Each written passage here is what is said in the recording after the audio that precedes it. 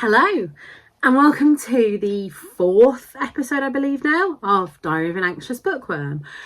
Today's video is going to be a little bit more of a sit down one. This will be the first video that you see in April, so I want to share with you some April anticipated releases later on in the video.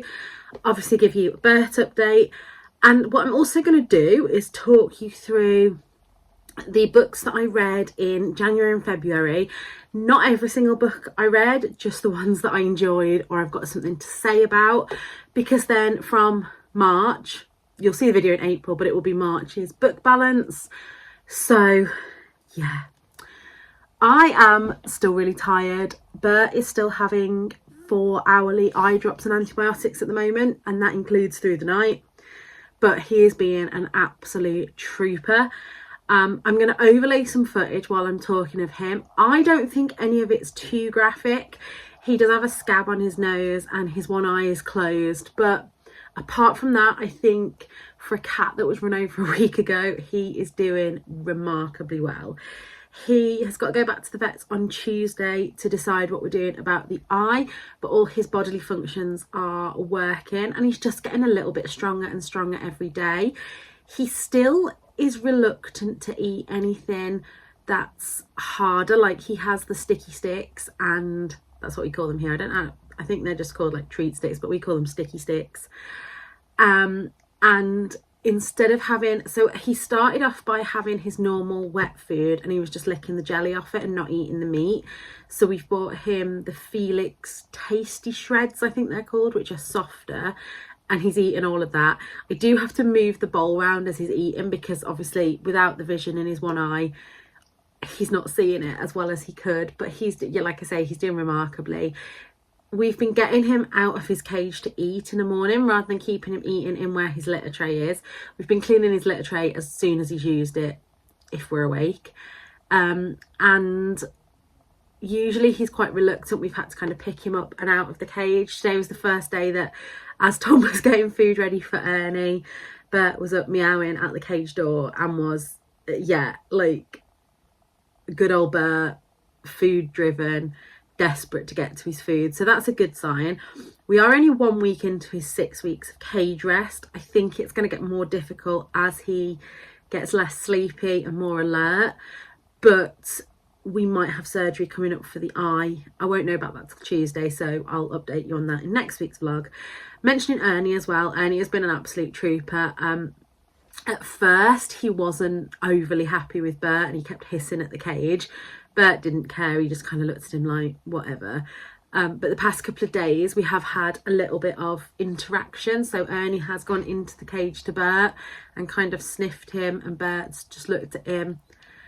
So I think we're not out of the woods yet. Obviously we need to go back to the vets on Tuesday and see about this eye, but we are out of the window for surgery now. And like I say, all his bodily functions are working okay. So all the kind of milestones that we wanted to hit, we've hit. And yeah, so that is Bert. I'm gonna share something with you now. I might end up deleting this bit if I need to work out my dates. What I think, so I've been sent a really exciting cover reveal for a book that I have already pre-ordered because the hardback sprayed edition is beautiful, and I feel like this book could be my, like, I don't want to hype it up too much, but in my heart it's going to be like 5-star read, new favourite, reread all the time kind of book. And Book Break have kindly sent me a graphic, which I will have shared on Instagram today if you're watching this the day that it's published, or sometime before this video. So I think I'm okay to show it here as well, but if I'm not, I will delete this and not put it up. But I'm sure that it said that it was 1 p.m. on April the 3rd, or it could have been April the 4th. We'll see. If this vlog goes up a day late, you know why. But yeah, let's just watch that.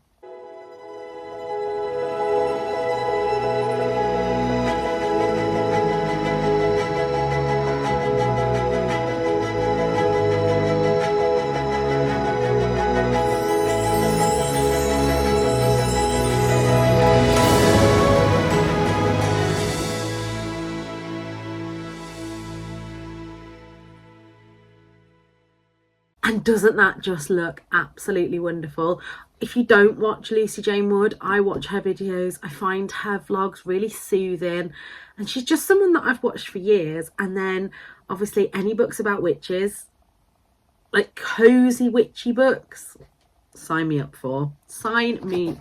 So I have decided to DNF for now 2 books that are highly anticipated books that I pre-ordered, and that is This Could Be Us by Kennedy Ryan and Where Sleeping Girls Lie by Farida Abiki-Yamedi. And that is just because I am not in the headspace at the moment for heavy books. I am going to, in a minute, go and have a look through my shelves. I really want to read a Heidi Swain. So there's part of me, or Cressida McLaughlin, there's part of me that thinks about rereading one of those. But then I was just like, no, I've got plenty of other like fluffy books from authors that I have read or haven't read. So I'm going to go and have a look through them in a minute and decide which one to read. So before I run out of steam, let's go through some of the books that I read in January and February. These are in no particular order.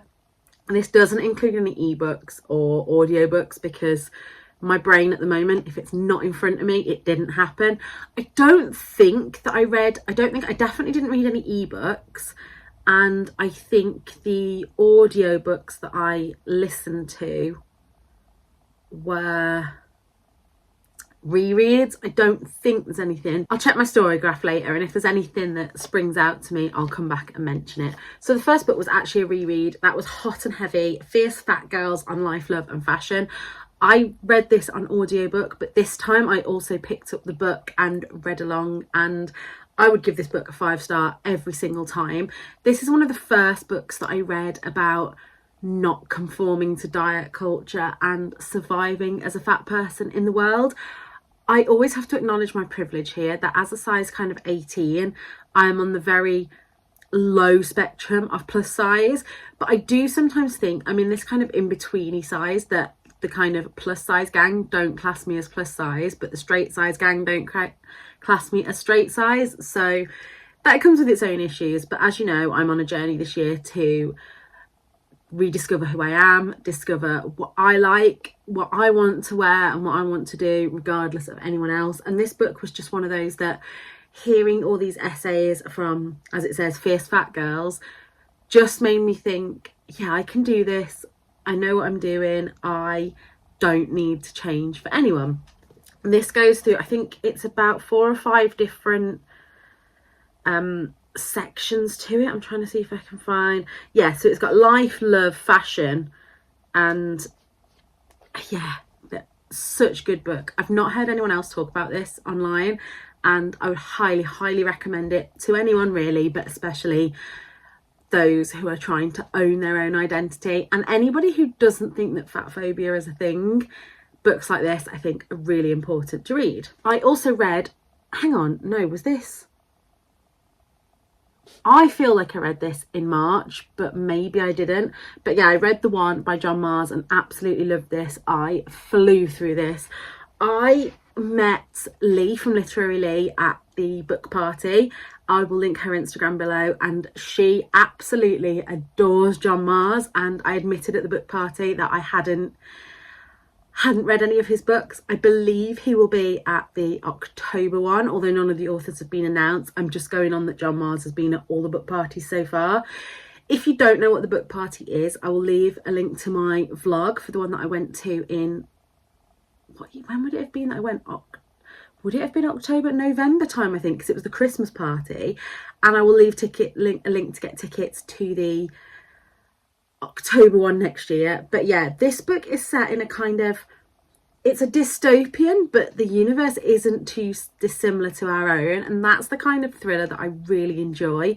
I struggle when it's a completely different world, so I struggle with fantasy. I struggle to kind of get my head around what's going on, but this was brilliant. This was based more kind of around the ethical and moral dilemmas of that if there was a blood test that you could take, is it a blood test or a swab test? I think it's a mouth swab, that you could find your ideal one, like your perfect match, would you do it?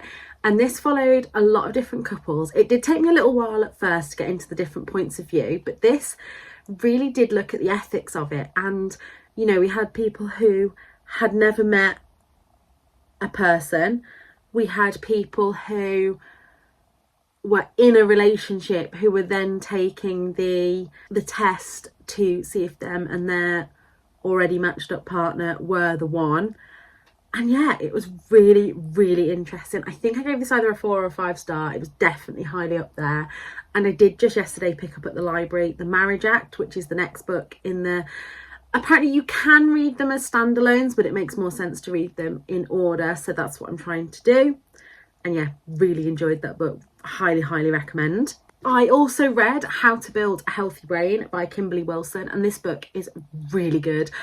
It's very sciencey. It's not a kind of self-help book that's just completely inaccessible or completely accessible. But I think Dr. Kimberly Wilson went really well into talking about the whys of things. Like, I find with a lot of self-help books, they just tell you that you should be doing something but don't go into the why.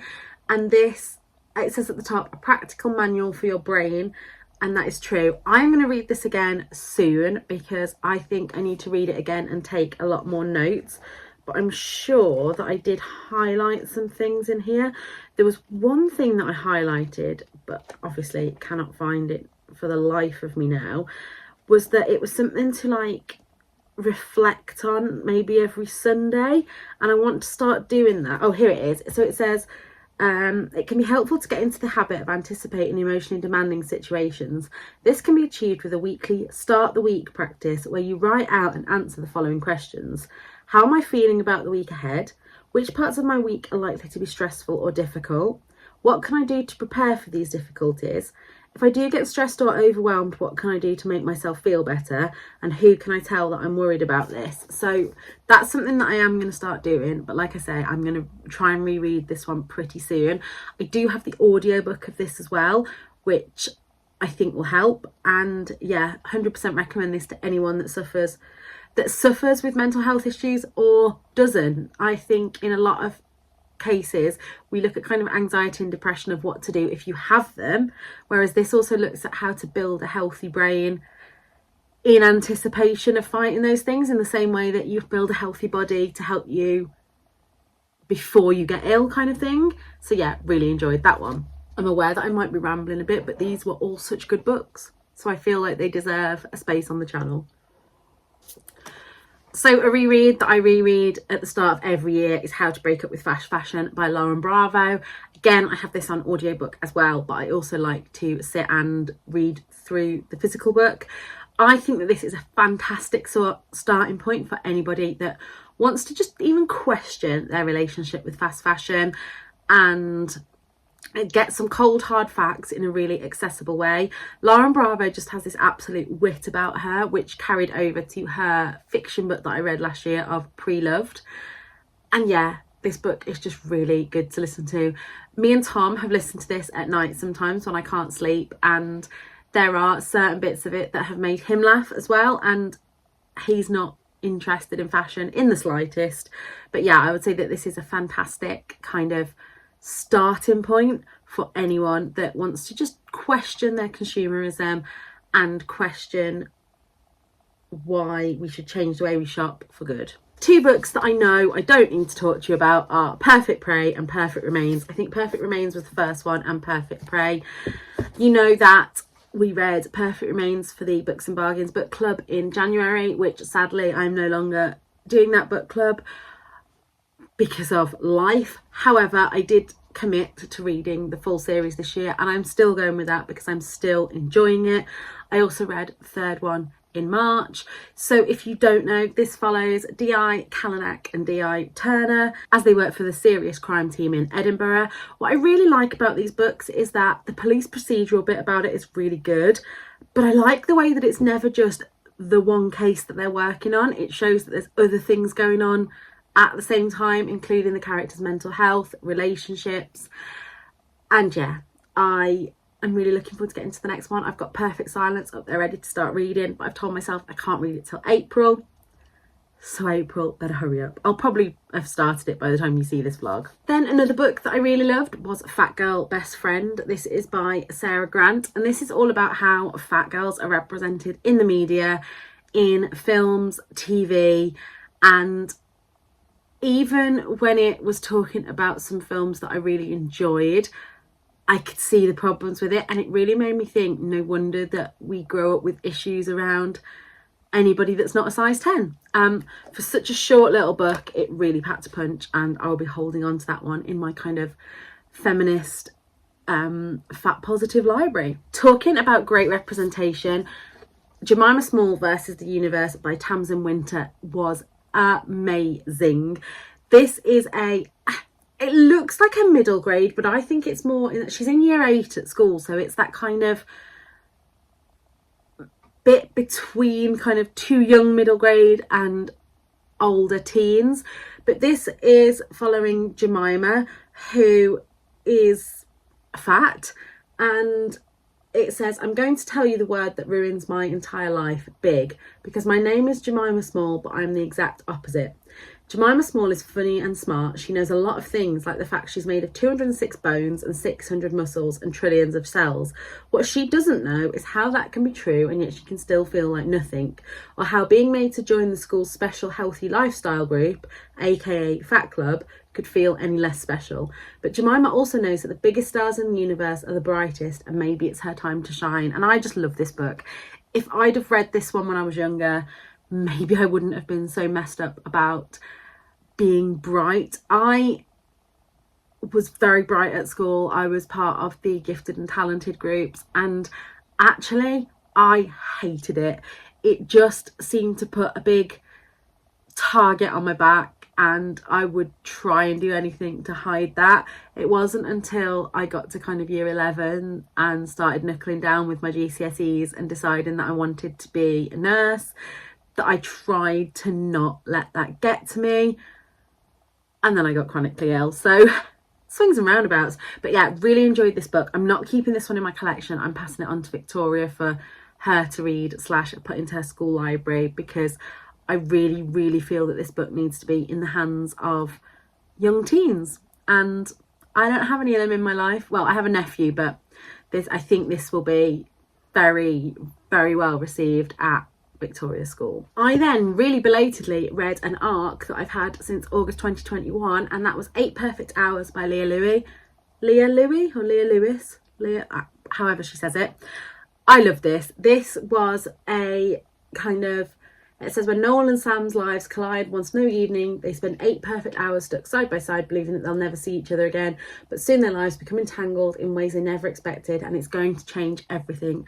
I loved this. It was beautiful. I loved how the threads kept tangling, and yeah, really easy read, really enjoyed it, and I'll definitely be picking up more from this author. Then one book that I kind of feel torn about is Breasts and Eggs by Miko Kawakami. Now, this is split into 2 parts, and I found this really difficult to read. It's a chunk of a book anyway. It's 430 pages. And I didn't like the ending, and I really didn't like the second part. There was also a scene in the first part that made me really uncomfortable, but I just don't know whether I read it in the way it was meant to be intended. But then there was these little passages that really stuck to me. Like, I've highlighted one here, and it says, I guess on some level I thought that someday all those parts of me would fill out too, and I would have a body just like them. Oh, so it's talking about, let me read you from the beginning. It says, as a kid, whenever I saw the naked women in the magazines that the kids in the neighbourhood got their hands on, or saw a grown-up woman expose her body on TV, I guess on some level I thought that someday all those parts of me would fill out too, and I would have a body just like them. Except that never happened. My monolithic expectation of what a woman's body was supposed to look like had no bearing on what actually happened to my body. And then there's a little bit more, and then it says, I guess I could say that I expected my body would have some sort of value. I thought all women grew up to have that kind of body, but that's not how things played out. And that absolutely sucker punched me, because I was just like, yes. I grew up thinking that, and I was told by well-meaning adults in my life that I'd grow out of my puppy fat, and that my boobs would come in, and that I'd, all of these things. And then when it didn't happen, and no matter how much I tried to be that body that I saw all over the news and all over the telly, you know, with the perfect glossy straight hair and the tiny waist and flat stomach. It just never happened for me. And now at 33, I feel like I'm getting a bit emotional talking about it, but it's like, I just want to go back and tell that 13-year-old girl that she's going to be okay. Like 20 years on, she is going to be okay. She doesn't need to be thin to be loved. She will be loved by people who matter, and that, you know, she can do it. Because if I was to tell that 13-year-old girl that in 20 years time she would be married to a man that she loved, she would have figured out that she's not straight, that she would be chronically ill but surviving day by day, she wouldn't have believed you. She would not have believed that for a second. Someone cutting onions in here. Ugh. Right, and on to a slightly less emotive book, and that is Karen M. McManus's You'll Be the Death of Me. I really enjoyed this. It was exactly what I needed. Karen McManus's books aren't too deep. They are quite surface level YA thrillers, but I love them. They keep me gripped. They're just what I need as kind of a palate cleanser, and I will continue to read her books going forward. Okay, I'm going to leave it at that for now. We are going out this afternoon. We'll probably pop to a charity shop or two, because why not? So I will come back either later today or tomorrow, let you know if I've bought anything, and also share with you my April anticipated releases. So it has been an absolutely beautiful day. Me and Tom went up to Beaumont Leys. He went to Subway. I just wasn't feeling it. Yeah, my appetite's not been brilliant. But we did go in the charity shops, and I'm hoping by the time this goes up, Victoria will have already seen me and I will already have given her this. But if you're watching this, Victoria, and I haven't handed you a bag for life yet, then skip. Come back after you've seen me. But I wanted to get Victoria a little something, and when we were in the Age UK shop, I found this basket, and I thought, you know what, that is perfect to fill with a few little treats for her. So I put in a few little treats in there. I put a couple of face masks, a peach lip balm, because me and Victoria both like peach things, some sweets, some of my favourite chocolates, and I wanted to get her a book, right? But I didn't know what to buy her, because I've said before, in the like Venn diagram of life, there are only certain books that fit into both kind of me and Victoria books. So knowing that she liked Eight of Spades, I've picked her up Where Sleeping Girls Lie from the works. And I was just going to get that one. And then I saw this and I thought, do you know what? I know that Victoria likes this author. I also know that she likes witchy books. I haven't heard anyone talk about this book. So Rosie Dannon's book, The Roommate, seemed to be like everywhere on BookTube a couple of years ago. But then this, Do Your Worst, which came out in, I think it was in November 2023. Yeah, I don't think anybody's talked about. This is where you all go below and go like, yeah, Charlotte Victoria's already read that. But I have kept the receipt, so if she has, she can switch it for something else. But then I bought myself the same book as well, because I was just like, yeah, that sounds good. Still haven't read The Roommate, but thought I'd pick that up for Victoria. And then I picked up Iris Kelly Doesn't Date, because I thought it was the second book in the Astrid Parker series. It's actually the third. So that's going to linger on my TBR for a long while. And then I also, in the works, picked up Sweet Pea. Now, I have read Sweet Pea. I love Sweet Pea. I didn't love... I really enjoyed In Bloom as well, but I didn't enjoy Deadhead as much. But having reread them, I'm getting back into them again. I'm still reading Thorn in My Side. And at first, I didn't like these new covers, but they've really grown on me. And obviously, she will look lovely on the rainbow shelves. So I bought all them from the works, and... is that dirt on there? There's a bit of dirt on it. Oh well. That might be from me putting it in the bag. And also, what else did I pick up? So over the past couple of weeks, I have broke quite a few of our small plates, and I picked up this set of 4. I don't know where they're originally from, because it just says dishwasher safe, microwave safe on the bottom. But as you can see, they were 4 for £1.75. So picked them up in the Age UK shop. Picked up 2 more books in the Age UK shop. So March book balance is going to be fun. But these were £1.25 each. I picked up Dorothy Coomson's The Friend. I keep saying to myself that Dorothy Coomson is one of my favourite authors, and then I remember that I've only actually read one of her books and the rest are still just sat on my TBR, so gonna have to get into them sometime soon. And then I also picked up, and it makes me laugh because there is a big Tesco where these shops were, and these are both, as you can see, 2 for £7 on that one, 2 for £8 from Tesco, but £1.25. This is Millie Johnson's The Magnificent Mrs. Mayhew. And yeah, again, Millie Johnson is someone that I'm like, yeah, I love Millie Johnson books. I've only read one and collected probably 6 or 7 more. But yeah, that's what we do. And this one had sprayed edges, so it was a little bit more special. And then I also picked up a book that I don't know if I've already bought this for Tom's friend Hazel. Tom's friend Hazel is a lot like me. I've never met Hazel, and yet I shop for her all the time because Hazel loves charity shop things. Hazel's really into crystals and things like that. So I really do get a kick out of shopping for her. Now, I don't know if I saw this one on Instagram and sent Tom the picture, or if it's one that we've bought Hazel before. But either way, this was £1 in Loros, and this is The Modern Witch's Guide to Happiness. And I think I'm going to have a flick through it myself first. But I definitely think that if we haven't already bought it, Hazel, she will love it. And if we have, I will keep it myself. So yeah, that was how shopping went today. I'm going to go and chill now. I am about to start reading The 24-Hour Cafe by Libby Page because I put a picture on Instagram today saying I just needed to read some fluff, and Aoife from Pretty Purple Polka Dots told me to read this one. I've also been told to read Book Lovers because Leanne from Books and Bargains had DNF'd it and wanted to know what I think. So I will put that on my kind of to read soon pile. And also I was told that the Ali McNamara one, which is Kate and Clara's Curious Cornish Craft Shop, is lovely. So hopefully I will get to those soon. But yeah, I'm going to go and put my pyjamas on. It's about 6 p.m. now and it's still beautiful outside.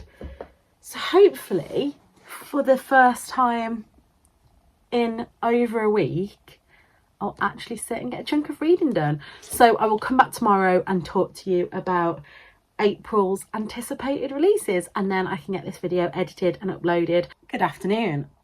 So as I said I would, let's just sort that out. Side note, I think this dress is going to get decluttered because I don't like elastic arms. Like, it looks so pretty, but it bugs me.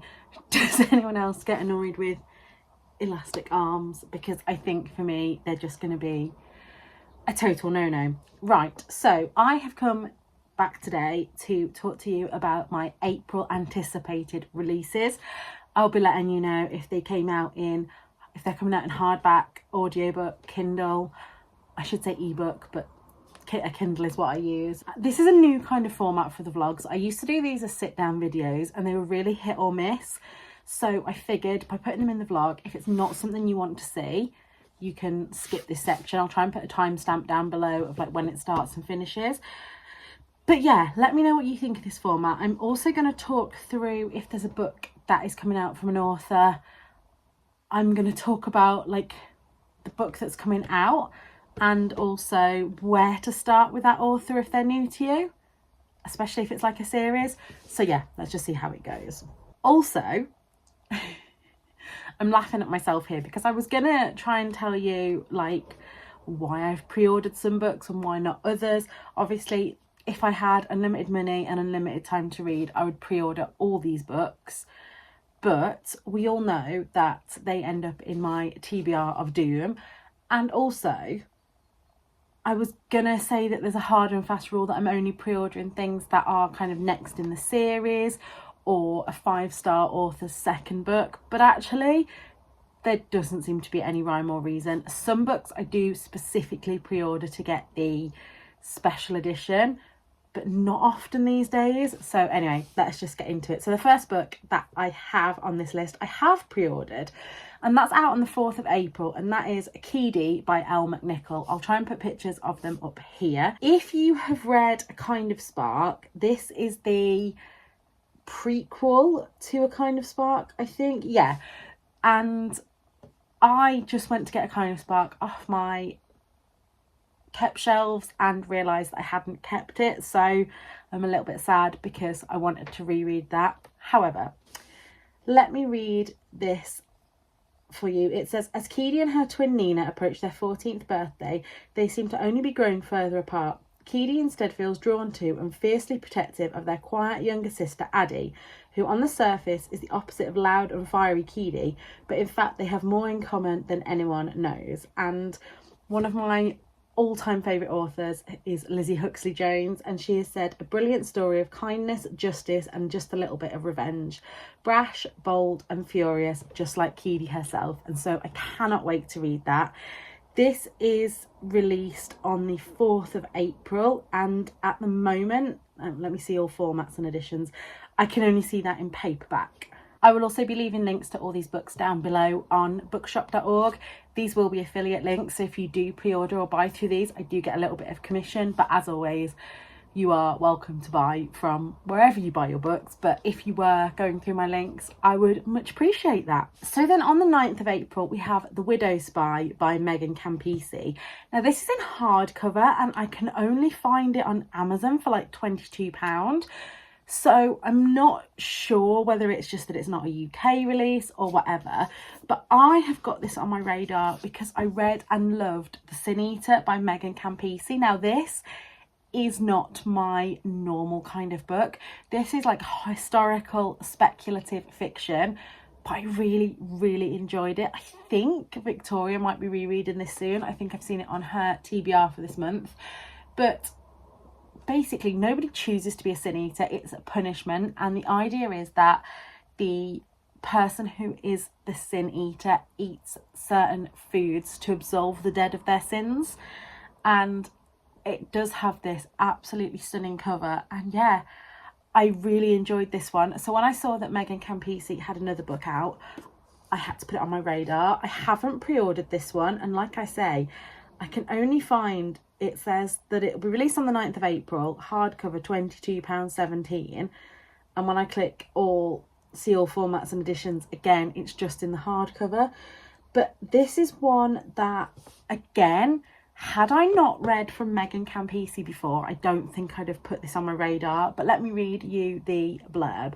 I hope you don't mind me reading the blurbs on this. I know in the wider kind of booktube community people can get a bit funny about that, but I haven't read these books, so I don't know what else I'm supposed to give you other than the blurb. But this says, anyway, Kate Warner is many things: the country's first female detective, a Pinkerton agent and a Union spy. In August 1861, and her latest assignment could finally end the bloody war and bring the fractured United States together again. All she has to do is win the trust of her captive Confederate spy and socialite Rose Greenhow. But with Rose well aware of Kate's working class background and belief in abolitionism, it seems an impossible task. Worst, Kate has secrets that make her vulnerable, such as her forbidden love affair with a colleague. With time running out, Kate faces not only the moral and political divides between herself and Rose, but also the ones she made in her own heart and life. Can she make the difficult decision over which divides are worth crossing, or will she fail the most important assignment of her career in this spellbinding and moving new novel from Megan Campisi? So, yeah, that is going on the radar. If anybody can shed any light as to why that I can only find a hardback for £22.17 on Amazon, and nothing about when the paperback will be released at this time, I would be grateful to know that. But for now, it's just kind of there on my radar. And then on the 11th of April, we have an author who has only just come into my life, and that is Lia Louis. And this is Better Left Unsent. So this has been released in paperback and Kindle edition, and it says, Millie is a big fan of keeping her opinions to herself, or at least keeping them in her drafts. Millie Chandler is known at work as the nice receptionist who got dumped by the company hotshot, and ever since then she has vowed to keep everything to herself, her feelings, her hopes, and especially her fears. But Millie does have an outlet, her emails. From sarcastic replies to her rude boss, rants to friends about their terrible taste in men, to a 500-word love declaration to her ex, who 3 years on is about to marry somebody else. Millie's reality lives in her drafts until the morning she discovered that they are somehow in her sent folder. The truth is out. As every dark secret she's worked so hard to keep password protected is released, Millie must fix the chaos her words have caused. Will Millie find the strength to open both her heart and her inbox? And I just think that sounds really good. I just read this month, it was in the last 2 months, so you will have seen it in this vlog, that I just read 8 Perfect Hours, a couple of years behind everybody else. And so now I'm trying to catch up on Lia Louis. I don't have any other of her books on my TBR at the moment, so I'll be keeping an eye out for those. And then we have 4 books that are out on the 25th of April, so the 25th of April will be a big day. We first have Funny Story by Emily Henry, and again I'm sitting here kicking myself because in one of my big unhauls I got rid of the Emily Henry books that I'd already read, and now I want them back. I flit so often between wanting to own all the books I've read and have a big collection of read books and not. And right now I'm in a I wish I'd have kept them phase. But Funny Story is out in Kindle and hardback. And it says, Daphne always loved the way Peter told their story. That is, until it became the prologue to his actual love story with his childhood bestie, Petra, which is how Daphne ends up rooming with her total opposite and the only person who could possibly understand her predicament, Petra's ex, Miles. As expected, it's not a match made in heaven. That is until one night, while tossing back tequilas, they form a plan. And if it involves posting deliberately misleading photos of their adventures together, well, who could blame them? But it's all for show, of course, because there's no way Daphne would actually start her new chapter by falling in love with her new fiance's ex, right? And I love this kind of forced proximity, fake dating. I still have Happy Place and another Book Lovers to read, so hopefully I'll get to them before this one comes out in paperback. But yeah, anybody that is an Emily Henry hardback fan, get reading. And then another author that I have become obsessed with this year, and that is Helen Fields. I've read 3 of her books in the Perfect Remains series. However, this is a standalone, and I've just seen it says collector's edition, special foiled edition beneath the jacket, exclusive to the first print run. I'm not going to get sucked into ordering that because I very rarely reread thrillers, and yeah, I'm going to sit on my hands and not get sucked into it. But yeah, it says, he's going to kill you, he just doesn't know it yet. Midnight Jones is an analyst trained to understand the human mind, but everything changes when, in the course of her work, she discovers Profile K's file, because K stands for killer, and she knows that someone more dangerous than she could ever imagined walks among them. Midnight knows what Profile K is capable of before he even commits his first crime, but as the news rolls with the brutal murder of a local woman, no one believes what she tells them, that he is capable of so much worse.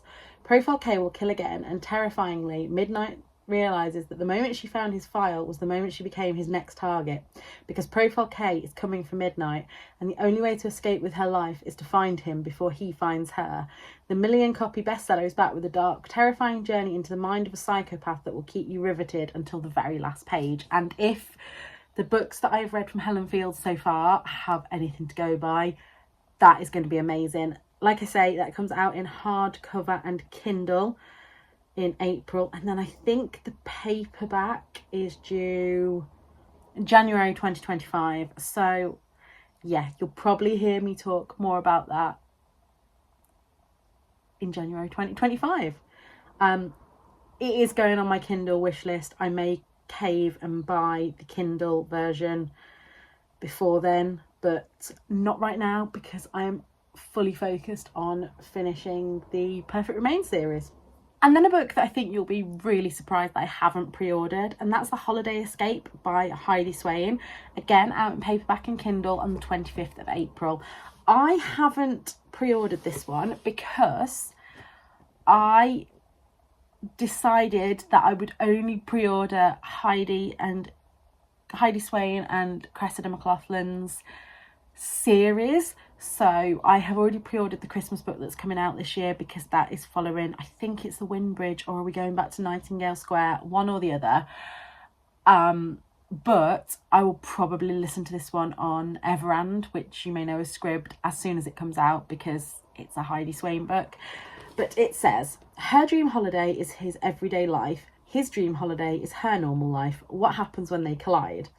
Ali and her dad Jeff run the family business, a creative retreat from their home, Hollyock Cottage, in picturesque Kittywack Cove. Kittywacky Cove?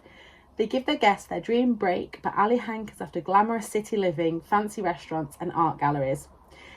Ali's survival strategy is to escape out of season, take a break abroad and pretend to be the person she always imagined she would be. She meets Logan while she's away, and he turns out to be exactly the kind of distraction she's looking for. With her spirits restored, Ali returns home, picks up the reins again and sets her sights on another successful season. But when Logan unexpectedly arrives on the scene, she soon realises she's in for a summer that's going to be far from straightforward. And I need to go and pre-order that now. Oh, it just sounds so good. But I'm trying to be good. And as you will have seen, my books that I've bought this year shelf is completely full now. So I need to get through some of those before I add more to it. But there's just so many books, so little time. And if you haven't read Heidi Swain yet, you are either Victoria or haven't been on my channel very long. And I would say, for me, the best place to start is book 1 in the Windbridge series, which is the Cherry Tree Cafe, which is still my first, my last, my everything. I think that this, although I have enjoyed the whole series and I love going back, I think I actually prefer Nightingale Square to Windbridge. But this book at the start of the Windbridge series is just everything. There are now currently either 9 or 10 books in the Windbridge series, and I think 4 or 5 in the Nightingale Square series. I've still got 2 of the Christmas ones to read, but you don't have to read these in order, but I would highly recommend doing it, because it's worth seeing the little Easter eggs of characters that you've come to know and love pop up later in the series. And yeah, Heidi Swain, a fangirl right here. Also on the 25th of April is another book that, again, I wasn't sure whether to include in here, but hey ho, I'm going to. And this is The French Cookery School from Caroline James. Now, if you saw my vlog last year of reading cruise books on a cruise, you will see, I'll link it below. I read Caroline James's The Cruise, and I really enjoyed it. It was very much along the lines of a kind of fluffy, either kind of Heidi Swain or what was the other one? Along the lines of Julie Kaplan's books, which I've really enjoyed. And this one is set, it says, the recipe for a perfect summer: mix together a group of mature students, add in a handsome host, season with a celebrity chef, bring to the boil at a luxury cookery school in France. Wolfo Williams has no idea what he's letting himself in for when he opens the doors to his beautiful French home, La Maison du Paradis. But with dwindling funds, a cookery school seems like the perfect business plan. Divorcee caterer Caroline needs to be able to stand on her own 2 feet, while warm-hearted Fran hopes to help her beloved husband fulfill his lifelong dream. And for food journalist Sally, it's a PR opportunity until a certain celebrity chef gets under her skin.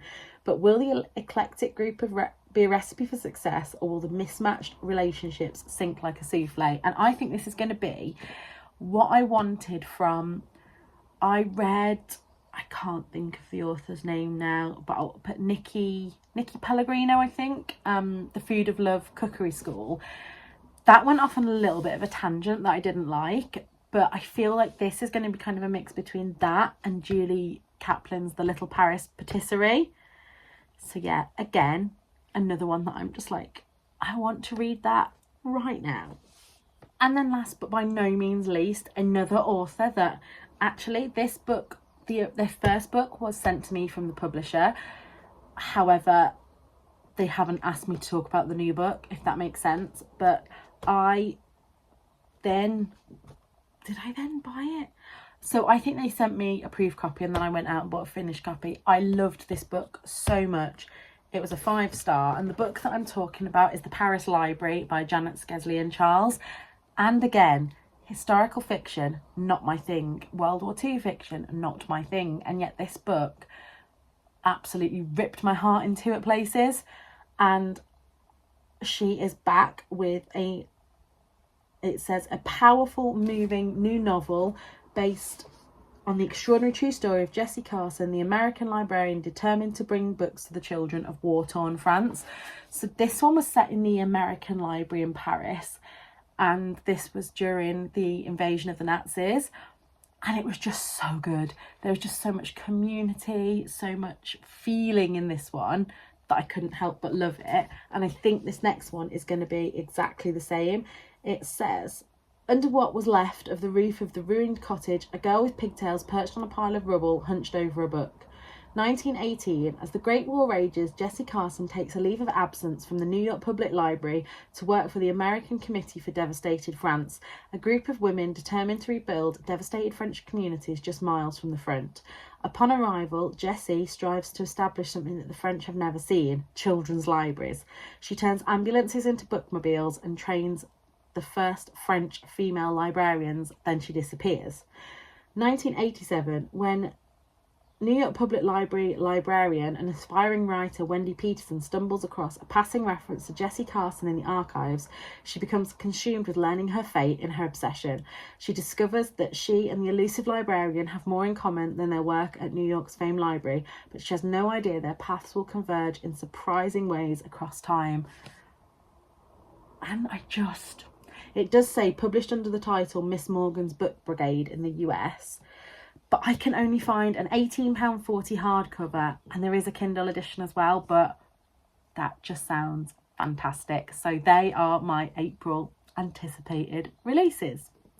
I'm going to go now and get this video edited because tomorrow Victoria is coming to visit me. I will try and vlog, but I do know that it's going to get to the point where I'm trying to think when the last time I saw Victoria in person was, and it's a while ago. I think me and Victoria have met up 3 times in person, twice at the Book Barn, which RIP is no longer with us, on mine and Tom's way to kind of Weston-super-Mare way.